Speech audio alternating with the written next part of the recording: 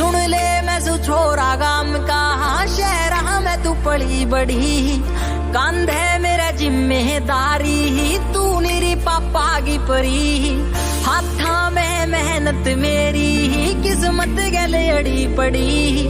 सुन ले मैं सु छोरा गाम का, शहरा में तू पली बड़ी।